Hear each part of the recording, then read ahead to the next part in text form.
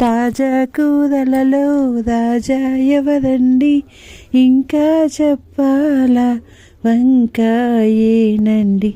చెవుల దగ్గర మారుమోగుతున్న పాటకి విసుగు చిరాకులతో కూడిన కోపం వచ్చింది. అబ్బబ్బా అమ్మా ప్లీజ్ కాసేపు ఆఫ్ చేయి ఆ పిచ్చి పాటల్ని, అరిచాను దుప్పట్లో నుంచి. అంతే, మరుక్షణం సౌండ్ ఇంకా పెరిగింది. ఖచ్చితంగా ఇది ఆ రాక్షసుడి పనే అయ్యింటుంది. షాడిస్ట్, సైకో, కోతి. అదే అన్నయ్య, నేను ఇప్పుడు వచ్చానా, నీకు మరీ ఫోన్ ఉండదు, తర్వాత నీ ఇష్టం అరిచాను వీలైనంత గట్టిగా. నోరు మూసుకొని ముందులే, వాడికి తర్వాత వార్నింగ్ ఇద్దువు గాని. నాకు వార్నింగ్ ఇచ్చింది అమ్మ, ఇక లేవక తప్పలేదు.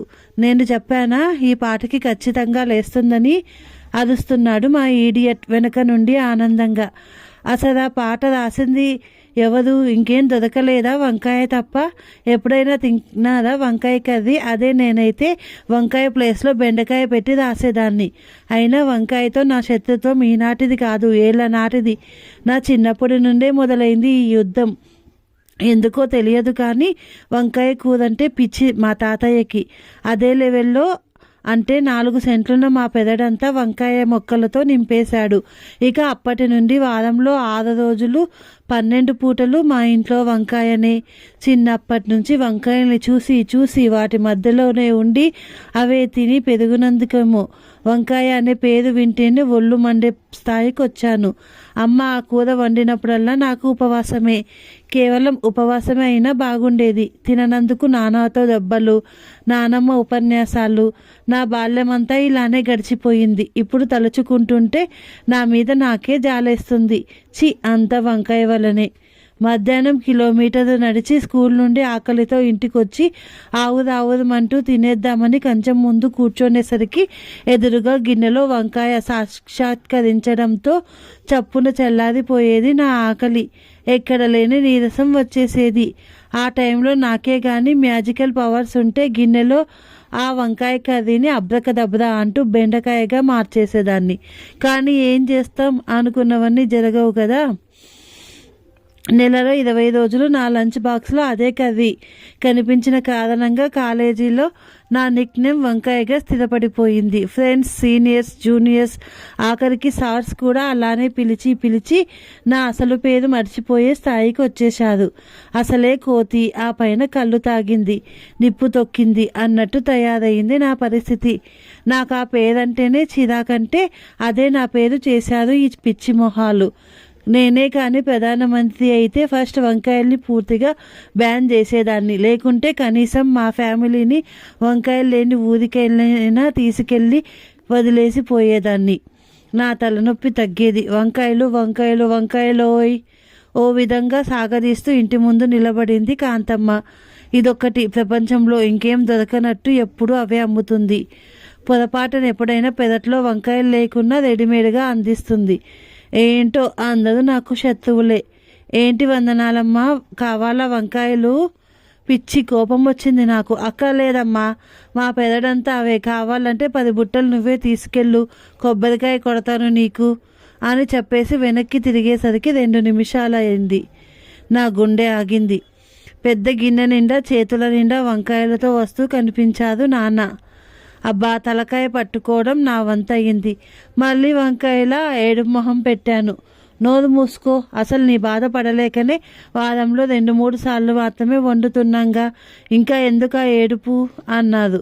లేకపోతే వారమంతా అవే వండి వారోత్సవాలు చేసుకోండి అని అనాలనిపించినా మళ్ళీ వంకాయలు, వాటి వలన లాభాలు పుస్తకం చదువుతారేమో అని ఊరుకున్నాను. రిలాక్స్ బంగారం, లంచ్ స్పెషల్ ఏంటో తెలుసా? ఊరిస్తున్నట్టు అడిగాడు మా ఈడియట్. ఏంటి అని ఆలోచించేంతలోపే బిర్యానీ, మసాలా వంకాయ. ఓ దీర్ఘ నిట్టూర్పు వదులుతూ సూపర్ కాంబినేషన్ కదా. సగం మూసిన కర్రలతో అప్పుడే తినేస్తున్నట్టు ఫీల్ అయిపోతూ పిచ్చి ఎక్స్ప్రెషను వీడును. వద్దా, పోనీ గుత్తంకాయ నా చేత స్వయంగా చేస్తా. మొన్న రూమ్లో వండితే మా ఫ్రెండ్స్ ప్లేట్స్ కూడా తినేశారు తెలుసా. హబ్బా, సొంత డబ్బు వాయించుకోవడం అంటే ఇదే. నిజంరా, అందరూ చాలా బాగుందన్నారు. హే, నీకేం పట్టింది? మసాలా వంకాయ అయినా గుత్తొంకాయ అయినా ఏదైనా వంకాయతోనేగా చేసేది అన్నాను. అది కాదే, నీకెలా చెప్పాలి? చెప్తా, గాట్ ఇట్. ఇప్పుడు ఎవరైనా అమ్మాయి ఉందనుకో, ఎప్పుడు అలాగే ఉన్న ఒక్కొక్క డ్రెస్సులో ఒక్కోలా కనిపిస్తుంది, అలాగన్న మాట అంటూ కళ్ళదగేశాడు. అప్పుడు అర్థమైంది క్లియర్గా. ఏమిటి, వంకాయ వేరు గుత్తొంకాయ వేరనా? కాదు, నువ్వు పుస్తకాలు వదిలేసి అమ్మాయిల్ని వాళ్ళ డ్రెస్సుల్ని పరిశీలించడం మొదలు పెట్టావని. నోటిని చేత్తో మూసుకొని కళ్ళు తాటికాయలంతా చేశాడు. నవ్వాగలేదా ఎక్స్ప్రెషన్స్కి. చీచీ, ఏం మాటలే అవి, అమ్మా నాన్నలు ఉన్నారన్న బుద్ధి లేకుండా అంటూ తల కొట్టుకున్నాడు. అయితే వాళ్ళు లేనప్పుడు అడగొచ్చన్నమాట అన్నాను. నీకు దండమే, 2 చేతులు జోడించాడు. నువ్వు వంకాయ తినకు, నన్ను తినకు అంటూ లోపలికి వెళ్ళిపోయాడు వేగంగా. లేకపోతే నాతో పెట్టుకుంటాడా? ఇంకొకసారి ఇలాంటి పిచ్చి సలహాలు ఇవ్వడు. ప్రతి ఒక్కరూ సలహాలు ఇచ్చేవారే, అది గొప్ప గొప్ప ఈజీ కదా. మొన్న కవితక్క పెళ్ళికి వెళ్ళినప్పుడు కూడా అంతే. భోజనాల్లో ఎన్ని వెరైటీలు ఉన్నాయని ఆశగా వెళితే అక్కడ కూడా వంకాయ మాతే దర్శనమే. అదేం పిచ్చో, వంకాయ బజ్జీ, మసాలా వంకాయ, వంకాయ చట్నీ, ఆలు వంకాయ, ప్రాణం ఉసూరు మంది. అవన్నీ చూడగానే ఆకలి రివ్వున గాల్లోకి ఎగిరిపోయింది. క్షుద్బాధతో నేను ఏడుస్తుంటే అదేమన్నా విషమా? తింటే చచ్చిపోతావా ఏం? అయినా నిన్ను కాదు, మీ అమ్మా నాన్నల్ని అనాలి. చిన్నప్పుడే 4 తగిలించి మరీ తినిపించకుండా ఊరుకున్నందుకు. ఈ కాలం పిల్లలే అంత, అన్నింటికీ వంకలు పెట్టడమే. ఏదైనా గట్టిగా అంటే మళ్ళీ అలకలొకటి. ఇలా ఒక్కొక్కరు ఒక్కొక్క స్టేట్మెంట్ ఇచ్చారు. వాళ్ళలా అందరి ముందు తిడుతుంటే ఎంత ఏడుపు వచ్చిందో. అంతా ఈ వంకాయ వల్లనే. ఎలా వీటిని పూర్తిగా లేకుండా చేయాలి. దొంగ అవతారం ఎత్తి ఉన్న మొక్కలన్నింటినీ పీకి దూరంగా పడేస్తే, వద్దులే, దొరికిపోతే ఇంక అంతే. లేకపోతే సైంటిస్టుని వీటికి శత్రువులను తయారు చేస్తేనో. మనకంత ఓపిక ఎక్కడుంది? ఉన్న పుస్తకాలు చదివి పరీక్షలు రాయమంటేనే కష్టం, ఇక కొత్త వస్తువులు తయారు చేయడం, ఇది అవుట్ ఆఫ్ సిలబస్ అనుకున్నాను. వందన, మధ్యాహ్నం సంగతి ఏంటి? అరిచింది అమ్మ లోపల నుంచి. Omelette, hot omelette with onions. దేవుడా, చచ్చిపోతున్నా, ఒక్కొక్కరికి ఒక్కోటి వండడానికి. అందుకే బ్రేక్ వేసినట్టు ఆగిపోయింది. అందుకే నీకు ఒక ఇల్లు ఉందనుకో, మళ్ళీ ఆపింది. అంటే ఏంటమ్మా, ఇప్పుడు నేను కొత్తిల్లు కట్టుకోవాలా? ఏం అర్థం కాలేదు నాకు. ఎందుకమ్మా ఆ డొంక తిరుగుడంట? మరేం లేదు, నాన్న నీకో సంబంధం చూశారు, తక్కువ చెప్పేశాడు అన్నయ్య. నాకా? కాగు, అప్పుడే ఆశ్చర్యపోకు. వాళ్ళు రేపే వస్తున్నారు. రేపా? ఏంటి షాకుల మీద షాకులు? ఆగమన్నానా? మా అందరికీ వాళ్ళకి ఓకే అయిపోయింది కూడా. ఇప్పుడు తీరిగ్గా ఆశ్చర్యపో. మీరేం చేసినా నా మంచి కోసమేగా, అంతా మీ ఇష్టం అనేసి తల దించుకోవాలా? ఇప్పుడేం చెప్పక్కర్లేదు, రేపు వాళ్ళు వచ్చాక చెబుతువు. నాన్న గొంతులో కఠినత్వం నన్ను ఇంకేం మాట్లాడనివ్వలేదు. మాకు లైఫ్ గురించి ఎన్నో గోల్స్, కానీ వీళ్ళ గోల్ పెళ్ళి ఒకటే. ఇంకేం చేస్తాం చూద్దాం. పెళ్ళి చేయడం ఎంత కష్టమో తప్పించడం అంత ఈజీ అని మాకు తెలియదు. మరి అలా ఏడుపు మొహం పెట్టి కూర్చోకుంటే తల పైకెత్తి అబ్బాయిని చూడొచ్చుగా. వెనుక నుండి పొడిచింది నానమ్మ. ఏం, నేనెందుకు చూడాలి? నేనేమైనా వాడిని పెళ్లి చేసుకోబోతున్నానా? నేను చూడనంటే చూడనంతే. అయ్యో, ఎందుకే అలా అందరికీ వినిపించేలా అరుస్తావు అంటూ తల కొట్టుకుంటూ వెళ్ళిపోయింది. అంకుల్, మీరేం అనుకోనంటే నేను 2 నిమిషాలు వందనతో మాట్లాడచ్చా అని అడిగాడు పెళ్ళికొడుకు. ఉలిక్కిపడి తల పైకెత్తా. ఆ బ్లూ షర్ట్ వేసుకున్నాడే పెళ్ళికొడుకు. ఎంత ధైర్యమో! నాన్న పర్మిషన్ అడిగాడు. మరి నన్ను అడగక్కర్లేదేమో. 1 నిమిషం నిశ్శబ్దమానంతరం గట్టిగా నవ్వారు అందరూ. ఇల్లు అదిరేలా. వందన, తనకి ఇల్లు చూపించు. ఆట వేసిన నాన్న మీద గొంతు దాకా కోపం వచ్చినా ఏం చెయ్యలేని నిస్సహాయత. అందరూ ఉన్నారు కదా, ఇంకేమంటాను. నోరు మూసుకొని లేచి నిలబడ్డా. గుండె జెట్ వేగంతో కొట్టుకుంటుంది వేగంగా. ఏంటిది, భయమేనా ఇంకేదైనా అని అడిగాడు మెల్లగా. గుమ్మం దాటుతూ తలుపు దగ్గరున్న అన్నయ్య చేయి గట్టిగా పట్టుకున్నాను. నేనెందుకే అంటూ గొనిగాడు. ప్లీజ్ రా అని బతిమాలాను. తప్పదుగా, లేకపోతే ఈ భయంతో గుండె ఆగిపోయేలా ఉంది. పద. నవ్వుతూ నా భుజం చుట్టూ చెయ్యేశాడు. ఇప్పటి వరకు హెచ్చించిన గుండె వేగం కాస్త నెమ్మదించింది. లోపలికి రండి అదే పెదడు ఆహ్వానించాడు. స్టాప్ స్టాప్ చందు, టక్కున ఆగిపోయాడు అన్నయ్య. అదేగా నీ పేరు, నేనైతే నిన్ను చందు అని పిలుస్తా, నువ్వు కూడా నన్ను చక్కగా గౌతమ్ అని పిలువు. ఈ అండి గారు లాంటి పదాలు వాడొద్దు. స్నేహపూర్వకంగానే ఉన్నాయా మాటలు, ఆజ్ఞలా అయితే లేవు. అన్నయ్య మొహంలో ఏదో సంతృప్తి. అన్నయ్యకి కూడా నచ్చేశాడా ఏమిటి? అసలే ఈ సంబంధం ఎలా వదిలించుకోవాలా అని నా బాధలో నేనుంటే వీడు అందరినీ ఇంప్రెస్ చేసేస్తున్నాడేమిటి అని అనుకున్నాను. అయినా నువ్వంత గర్వం ఇవ్వడానికి ఇదేం అరేంజ్డ్ మ్యారేజ్ కాదులే. మరో బాంబు పేల్చాడు. ఏంటి? అన్నయ్య షాకే నా వైపు చూశాడు. నేను అంతకంటే పెద్ద షాక్లో ఉన్నాను. వెయిట్ చందు, కేవలం నా వైపు నుండి మాత్రమే. వందనకేం తెలియదులే. థ్యాంక్ గాడ్ ఇప్పుడు కుదురపడ్డాను. కానీ ఇంకా అయోమయంగానే ఉంది.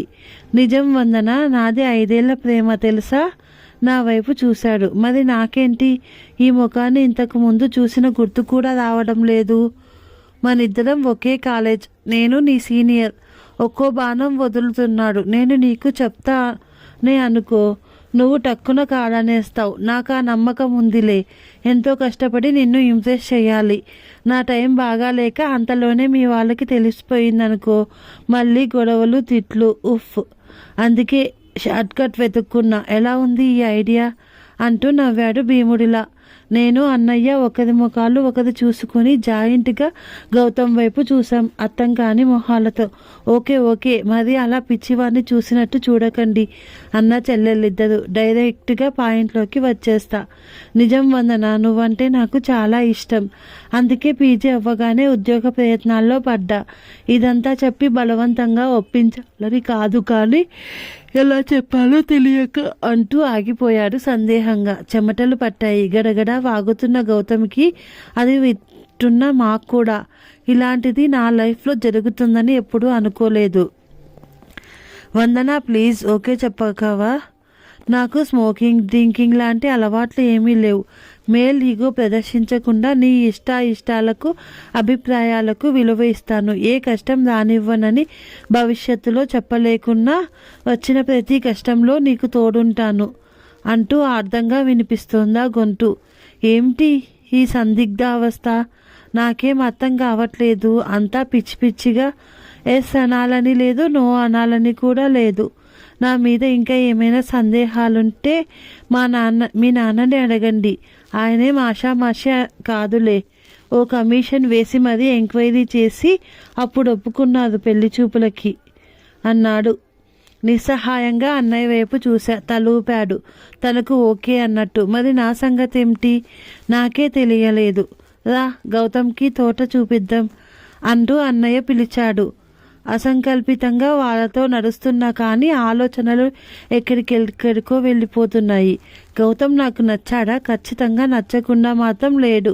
నాన్న సర్టిఫికేట్ ఉందంటే అన్నింటిలో పాస్ చేయవచ్చు. మరి నా గోల్ అడిగితేనే కదా తెలిసేది. గ్రూప్స్ నా గోల్ అనేసరికి ఇద్దరు ఆగి నా వైపు చూశారు. అంటే ఫస్ట్ అటెంప్ట్లోనే వచ్చేస్తుందని కాదు, ఒక్కసారి ఫుల్ హార్డ్గా ప్రిపేర్ అయి రాయాలని. అయితే అప్పటి వరకు పెళ్ళి ఆలోచన పక్కన పెట్టాలా? చాలా మధురంగా ఉందా స్వరం. తలూపాను మౌనంగా. కష్టమే అయినా ఇష్టమైన వారి కోసం తప్పదుగా. మనస్సు లోతుల్ని తాకిందా మాట. ఎస్ చెప్పకుండా ఉండగలనా?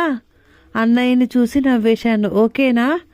ఆనందం పట్టలేనట్టు గట్టిగా అరిచాడే అన్నయ్య. బావా అంటూ ఇద్దరు ఒకరికొకరు హత్తుకున్నారు. నాకు ఆ దృశ్యం చాలా నచ్చింది. నేను చెప్పేసి లోపలికి వస్తా అంటూ పరిగెత్తాడు.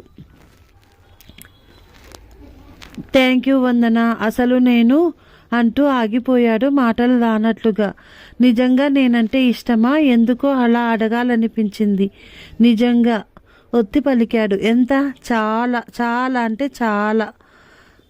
అంటే వంకాయలంత ఇష్టం. ఎదురుగా చూస్తున్న ఆ వంగ తోటను చూపించాడు. గుండె గుబేలు మంది నాకు. దేవుడా, ఎంత నిర్దయుడివి, నీ గుడికి ఎప్పుడు రాలేదని ఇలా పగ తీర్చుకుంటావా? ఇక జీవితాంతం వదలదా వంకాయ? కర్మ కాకుంటే వీడికి వంకాయ పిచ్చేనా? వావ్, మీ వంకాయ తోట బాగుంది. అయితే ఇల్లధికం వచ్చేస్తా, ఎంచక్క రోజు వంకాయ కర్రీ తినొచ్చు. ఆనందంలో గౌతమ్. తాజా కూరలలో రాజా ఎవరండి పాటతో అన్నయ్య, ఏడు మొహంతో నేను. Thank you for watching.